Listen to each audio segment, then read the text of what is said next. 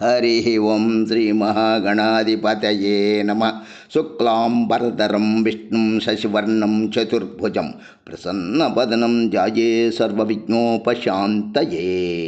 శారదా శారదాంభోజవదనాం వదనాంభుజే సర్వదా అస్మాకం సన్నిధిం క్రియాత్. కూజంతం రామ రామేతి మధురం మధురాక్షరం ఆహ్య కవితా శాఖాం వందే వాల్మీకి కోకిలం. యత్ర యత్ర రఘునాథ కీర్తనం తత్ర తత్ర కృతమస్తకాంజలిం. బాష్పవారి పరిపూర్ణలోచనం మారుతిం నమత రాక్షసాంతకం. మనోజవం మారుతతుల్యవేగం జితేంద్రియం బుద్ధిమతాం వరిష్టం వాతాత్మజం వానరయూధముఖ్యం శ్రీరామదూతం శిరసా నమామి. నమోస్తు రామాయ సలక్షణాయ దైవే చ తస్యై జనకాత్మజాయై. నమో అస్తు రుద్రేంద్రయమానిలేభ్యో నమో అస్తు చంద్రార్కమరుద్గణేభ్య. ప్రియ భగవద్బంధువులారా, సుందరకాండ ఇంతవరకు మనం సుందరకాండ యందు 36 సర్గలు తెలియజేసుకున్నాము. 37వ సర్గ ప్రారంభించుచున్నాము. హనుమంతుని బృహద్రూప ప్రదర్శన. 37వ సర్గ హనుమంతుని బృహద్రూప ప్రదర్శన. సా సీతావచనం శ్రుత్వా పూర్ణచంద్రనిభాననా హనుమంత మువాచేదం ధర్మార్థసహితం భజ. సీతావచనం శ్రుత్వా పూర్ణచంద్రనిభాననా హనుమంతమువాచేదం ధర్మార్థసహితం వచః. పున్నమి చంద్రుని పోలిన వదనం గల ఆ సీతాదేవి హనుమంతుని పలుకులు విని ధర్మయుక్తంగా ఇలా వచించింది. ఓ వానర శ్రేష్ఠ, నువ్వు చెప్పిన మాటలు విషం కలిపిన అమృతంలా ఉన్నాయి. రాముడు సదా సర్వవేళలా నా ధ్యాసలోనే ఉన్నాడన్న నీ మాట నాకు అమృతంలా ఉంది. ఆయన శోకమగ్నుడై ఉన్నాడని నువ్వు చెప్పిన మాట నాకు విషతుల్యంగా ఉంది. దైవం అపరిమిత ఐశ్వర్యంలోకి కానీ లేదా దారుణమైన దుఃఖ పరంపరలోకి కానీ మనిషిని తాడుకట్టి లాక్కుపోతున్నట్లు ఈడ్చుకుపోతుంది. విధి ఎంత బలీయమో కదా. వానరోత్తముడైన ఓ హనుమా, మనిషికి విధిని ఉల్లంఘించడం సాధ్యం కాదనడం నిశ్చయం. రాముడు లక్ష్మణుడు నేను అష్ట కష్టాలు పడుతూ దుఃఖిస్తుండడమే అందుకు ప్రత్యక్ష నిదర్శనం. సముద్ర మధ్యంలో నౌకాభంగం సంభవించినప్పుడు తీరాన్ని చేరుకోవాలని ఈది అలసిపోయిన వ్యక్తిలా ఉన్న రాముడు ఈ దుఃఖ సాగర అంతాన్ని ఎప్పుడు చేరతాడో. నా భర్త అయిన రాముడు రాక్షసులను సంహరించి రావణుని వధించి ఈ లంకా నగరాన్ని రూపుమాపి నన్ను ఎప్పుడు చేరతాడో కదా. రావణుడు గడువు పెట్టిన సంవత్సర కాలం ముగియక ముందే నన్ను కాపాడడానికి త్వరపడమని ఓ హనుమా రామునికి విన్నవించు. ఎందుకంటే నేను అప్పటి వరకు మాత్రమే జీవించి ఉంటాను. ఓ వానరోత్తమ, దురాత్ముడైన రావణుడు పెట్టిన గడువు వ్యవధిలో ఇప్పుడు 10వ మాసం గడుస్తోంది. ఇక కేవలం 2 నెలలు మాత్రమే మిగిలి ఉన్నాయి. నన్ను తిరిగి రామునికి అప్పగించమని తమ్ముడైన విభీషణుడు శతవిధాలా బ్రతిమాలి ఉపదేశించినప్పటికీ రావణుడు తమ్ముని హితోపదేశాన్ని ఏమాత్రము లక్షించడం లేదు. నన్ను తిరిగి రామునికి అప్పగించడం రాముడికి ససేమిరా ఇష్టం లేదు. అతడికి కాలం మూడింది.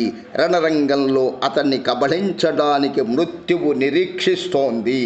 ఓ వానరోత్తమ, విభీషణుని పెద్ద కుమార్తె పేరు అనల. తల్లి పంపించగా ఆ అనల వచ్చి స్వయంగా ఈ విషయాన్ని నాకు చెప్పింది. ఓ కపివరా, నా అంతరాత్మ పవిత్రమైనది. రామునిలో ఉన్నవన్నీ సద్గుణాలే. అందుచేత అతి త్వరలోనే రాముడు నన్ను చేరుకుంటాడనే అచంచల నమ్మకం నాకు ఉంది. ఓ హనుమ, రామునిలో చొరవ, ధైర్య సాహసాలు, బలం, కరుణ, కృతజ్ఞత, పరాక్రమం, సౌజన్యం అనే సుగుణాలు కలసి ఉన్నాయి. సోదరుడైన రామ లక్ష్మణుని సహాయం లేకుండానే జనస్థానంలో 14,000 మంది రాక్షసులను ఒంటరిగా ఎదుర్కొని సంహరించిన రాముని చూసి ఏ శత్రువుకు నిలువెల్లా దడపుట్టకుండా ఉంటుంది? పురుషోత్తముడైన ఆ రాముడు ఎన్ని కష్టాలు దుఃఖాలు వాటిల్లినా కించిత్తు కూడా చలించడు. శచీదేవికి దేవేంద్రుని శక్తి ఏపాటిదో తెలిసినట్లు నాకు రాముని ప్రభావం గూర్చి బాగా తెలుసు. ఓ హనుమ,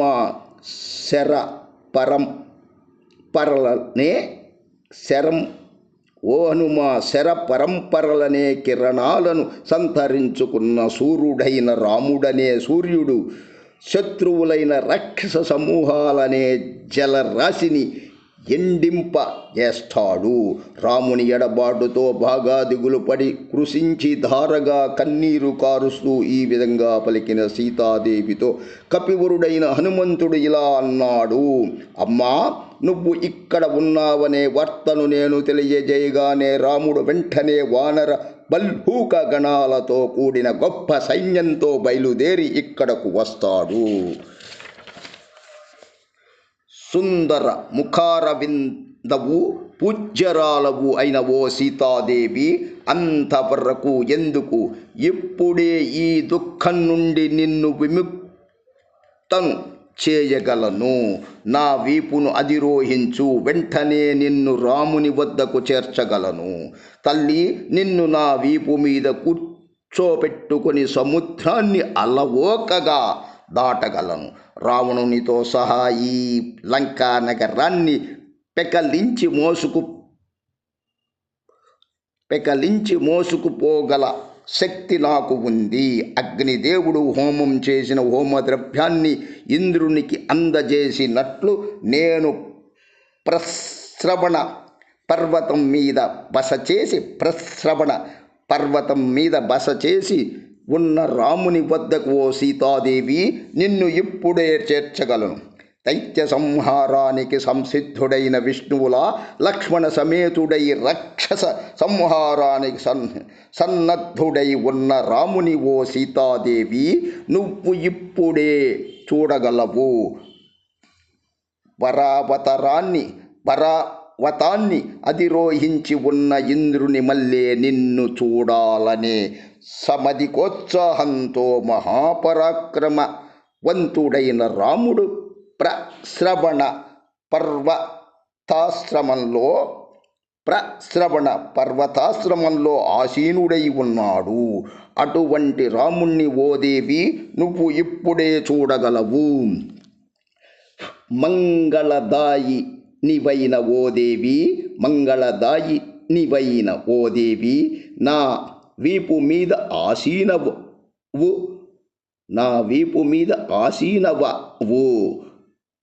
సంకోచించకు.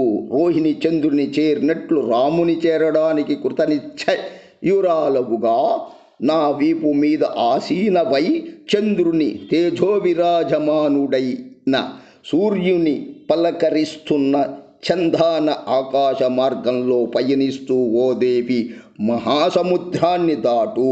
ఓ సీతాదేవి, ఆకాశ మార్గంలో నిన్ను తోడ్కొని వెళుతున్నప్పుడు నన్ను అనుసరించరాగల వేగ గతి ఈ లంకలో ముమ్మాటికి ఎవరికీ లేదు. ఓ విదేహ రాజపుత్రి, నేనెలా ఇక్కడకు అవలీలగా రాగలిగానో అదేవిధంగా సునాయాసంగా నిన్ను కూడా తోడ్కొని పోగలను. నువ్వే చూడగలవు. ఇందులో ఎటువంటి సంశయానికి తావులేదు. కపివరుడైన ఆ హనుమంతుని ఆశ్చర్యం గొలిపే మాటలను విని ఆనందాశ్చర్యాలతో పులకంకితురాలైన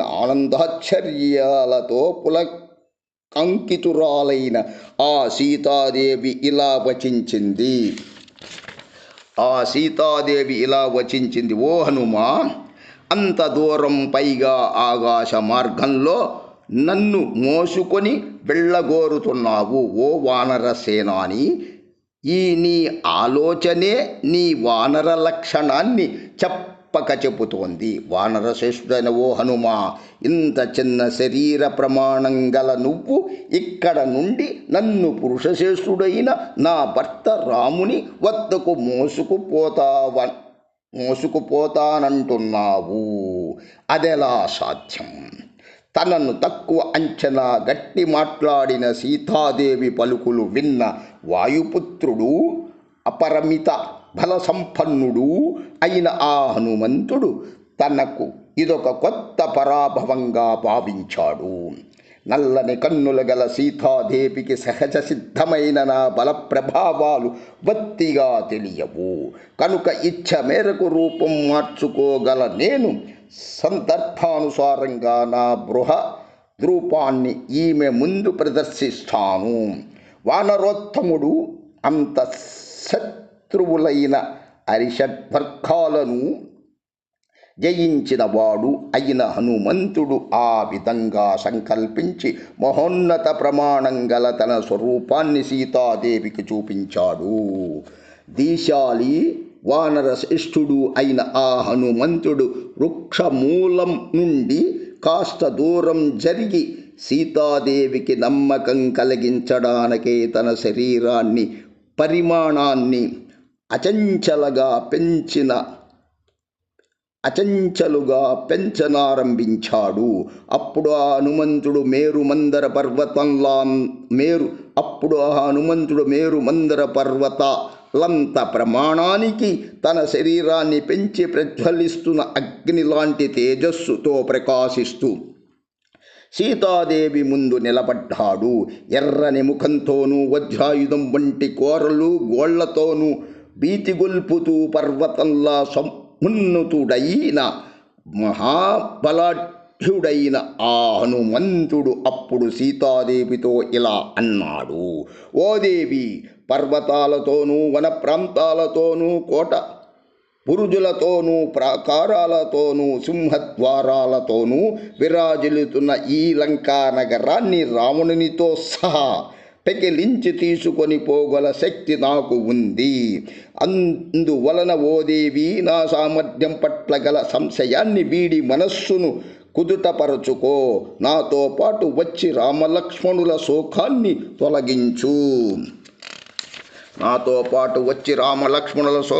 తొలగించు. అప్పుడు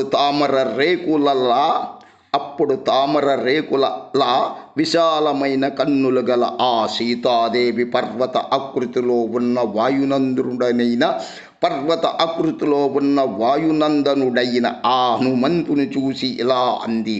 ఓ వానర శ్రేష్ఠ, స్వతసిద్ధమైన నీ ధైర్యాన్ని, బలాన్ని, ఎవరు అడ్డుకోలేని వాయువేగ గమనాన్ని, అగ్నితో సమానమైన అద్భుత తేజస్సు ఇప్పుడు ప్రత్యక్షంగా నేను తెలుసుకున్నాను.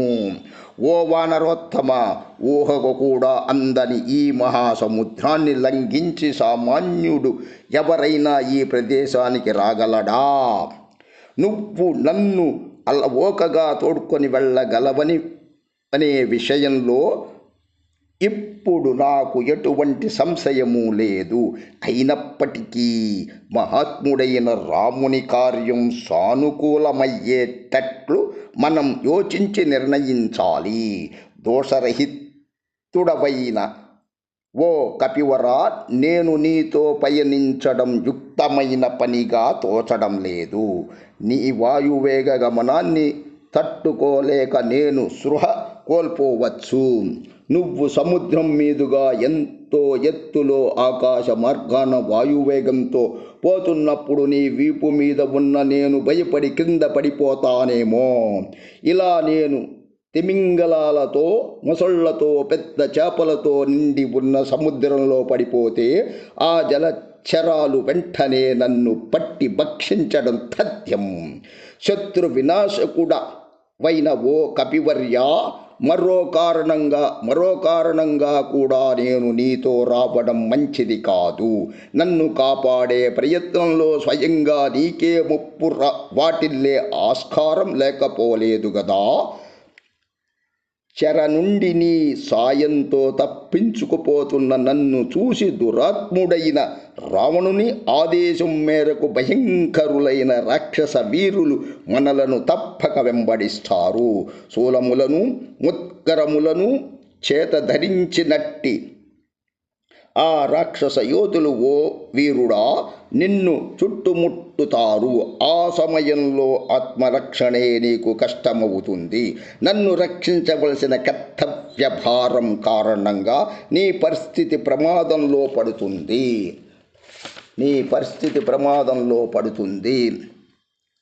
చూడబోతే రాక్షసులేమో అనేకులు, పైగా వారంతా ఆయుధదారులు. కానీ నువ్వేమో ఒంటరివి, నిరాయుధుడవు. అటువంటి సందర్భంలో ఆకాశంలో వారితో యుద్ధం చేస్తూ అదే సమయంలో నన్ను కాపాడడం నీకెలా సాధ్యమవుతుంది? ఓ వానరోత్తమ, దుష్కృత్యాలు చేసే ఆ రాక్షసులతో నువ్వు యుద్ధం చేస్తున్న సమయంలో నేను కంపితురాలనై నీ వీపు మీద నుండి జారి క్రింద పడిపోవచ్చు కదా. ఓ కపివర్య, అధిక సంఖ్యాకులు, స్థూలకాయులు, బలాఢ్యులు అయిన రాక్షసులు చుట్టుముట్టి ఏదో విధంగా నిన్ను జయించవచ్చు కదా. ఒకవేళ నువ్వు యుద్ధంలో నిమగ్నుడవై నా విషయంలో కించిత్తు అలసత్వం వహించిన సమయంలో నేను క్రింద పడిపోవచ్చు. అప్పుడు దురాత్ములైన ఆ రాక్షసులు నన్ను అపహరించుకుపోవచ్చు. లేదా యుద్ధంలో ఎవరు గెలుస్తారో ఎవరు ఓడిపోతారో చెప్పలేం కదా. ఒకవేళ నువ్వు పరాజితుడవైతే ఆ రాక్షసులు నీ వద్ద నుండి నన్ను లాక్కొని పోవచ్చు, లేదా చంపవచ్చు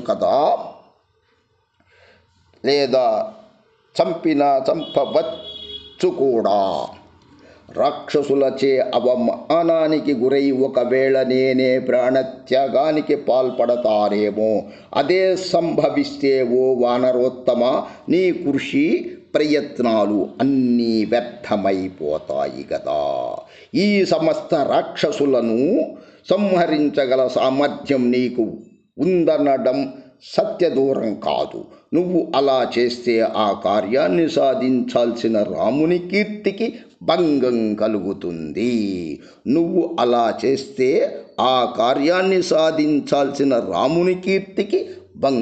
కలుగుతుంది. లేదా ఆ రాక్షసులు ఏదో విధంగా నిన్ను పట్టుకుని వానరులు గాని రామలక్ష్మణులు గాని తెలుసుకోలేని రహస్య ప్రదేశంలో మళ్ళీ దాచి ఉండవచ్చునేమో. ఇలా జరిగితే నీ ప్రయత్నాలన్నీ వృధా అవుతాయి కదా. కాబట్టి రాముడు నీతో కలిసి వచ్చి నన్ను విడిపించడమే సరైన పద్ధతి. మహావీరుడవైన ఓ హనుమా, మహాత్ముడైన రాముడు, ఆయన సోదరులు, నువ్వు, నీ రాజైన సుగ్రీవుడు తదితరులందరికీ నా సమస్య జీవన్మరణ సమస్యగా పరిణమించింది.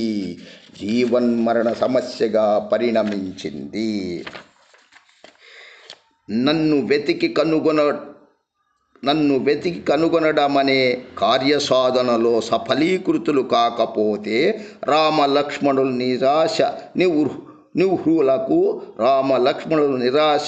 నిస్పృహలకు గురై తీరని శోక సంతాపాలతో కృషించి సమస్త భల్లూక వానర సమూహాలతో సహా ప్రాణాలు విడుస్తారు. ఓ వానర పుంగవా, నా భర్త పట్ల నాకున్న భక్తి ప్రపత్తులను పురస్కరించుకొని పాతివ్రత్య ధర్మాన్ని అనుసరించి రాముని తప్ప పరాయి పురుషుని శరీరాన్ని కంఠంలో ప్రాణం ఉండగా నా అంతట నేను తాకను. అయితే రావణుని స్పర్శ కాలేదా అంటావేమో. ఆ సమయంలో దిక్కు మొక్కు లేని దాననై రక్షించేవారెవరూ లేక రక్షించుకునే స్వీయ శక్తి లేక పరాధీనయై ఉన్న నేను ఏం చేయగలను? రాముడు ఇక్కడకు వచ్చి నన్ను అపహరించి తెచ్చిన రావణుణ్ణి బంధుమిత్ర సపరివార సమేతంగా వధించి నన్ను తీసుకువెళ్ళడమే ఆ మహావీరుని ప్రతిష్టకు సముచితంగా ఉంటుంది. రాముడు ఇక్కడకు వచ్చి నన్ను అపహరించి తెచ్చిన రావణుణ్ణి బంధించి బంధుమిత్ర సపరివార సమేతంగా వధించి నన్ను తీసుకువెళ్ళడమే ఆ మహావీరుని ప్రతిష్టకు సముచితంగా ఉంటుంది. రణరంగంలో శత్రువులను రూపుమాపే మహాత్ముడైన ఆ రాముని శౌర్య పరాక్రమాలను గురించి వినడమే కాక ప్రత్యక్షంగా కూడా నేను చూశాను. దేవతలలో గాని, గంధర్వులలో గాని, నాగులలో గాని, రాక్షసులలో గాని రామునకు సాటి వచ్చేవారెవరూ లేరు. అద్భుతమైన ధనస్సు ధరించిన బలంలో పరాక్రమంలో దేవేంద్రునికి సాటి అయిన రాముడు లక్ష్మణ సమేతుడై వాయువుతోడై ప్రజ్వలిస్తున్న అగ్నిలా యుద్ధరంగంలో నిలబడితే ఎవరైనా ఆయన ముందుకు రాగలరా? ఓ వానరోత్తమ, రణరంగంలో శత్రు సమూహాలను నుగ్గుగా వించే లక్ష్మణ సహితుడైన రాముడు శర పరంపరలనే కిరణాలతో ప్రళయకాల సూర్యునిలా తేజరిల్లుతూ మధించిన దిగ్గజంలా నిలబడి ఉంటే ఆ మహావీరుని యుద్ధరంగంలో ఏ యోధుడు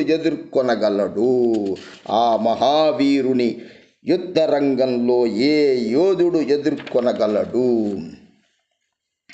కాబట్టి ఓ వానరోత్తమ, వానర సేనా సమూహాలతో పాటు లక్ష్మణ సమేతుడైన రాముని వెంటనే ఇక్కడకు తీసుకువచ్చే ప్రయత్నానికి శ్రీకారం చుట్టూ. రాముని ఎడబాటు శోకంతో కృషించిపోయి ఉన్న నా దుఃఖం ఈ ఒక్క కార్యం వల్లనే ఉపశమిస్తుంది. సమే హరిశ్రేష్ఠాలసలక్షణం పతిం నయూథపం క్షిప్రమిహోపపాదయ. సమే హరిశ్రేష్ఠ సలక్ష్మణం పతిం సయూథపం క్షిప్రమిహోపపాదయ. చిరాయ రామం ప్రతి శోకకర్షితాం కుర్వశ్య మాం వానరముఖ్యహర్షితాం. చిరాయు రామం ప్రతి శోకకర్షితాం కురుష్వ మాం వానరముఖ్యహర్షితాం. సమే హరిశ్రేష్ఠ సలక్షణం పతిం సయూథపం క్షిప్రమిహోపపాదయ. చిరాయ రామం ప్రతి శోకకర్షితాం కురుష్వ మాం వానరముఖ్యహర్షితాం. కాబట్టి ఓ వానరోత్తమ, వానర సేనా సమూహాలతో పాటు లక్ష్మణ సమేతుడైన రాముని వెంటనే ఇక్కడకు తీసుకువచ్చి యత్నానికి శ్రీకారం చుట్టూ. రాముని ఎడబాటు శోకంతో కృషించిపోయి ఉన్న నా దుఃఖం ఈ ఒక్క కార్యం వల్లనే ఉపశమిస్తుంది. ఓం నమఃశివాయ చ నమఃశివాయ. సమస్త సన్మంగళాని భవంతు. సర్వే జనా సుఖినో భవంతు. లోకా సమస్తా సుఖినో భవంతు. సర్వే జనా సుఖినో భవంతు. ఓం శాంతి శాంతి శాంతి. సుందరమైనది సుందరకాండ, సుందరమెంతో సుందరము. సుందరమైనది సుందరకాండ, సుందరమెంతో సుందరం. ఓం శాంతి. తదుపరి 38వ సర్గ చూడామణి ప్రధానం.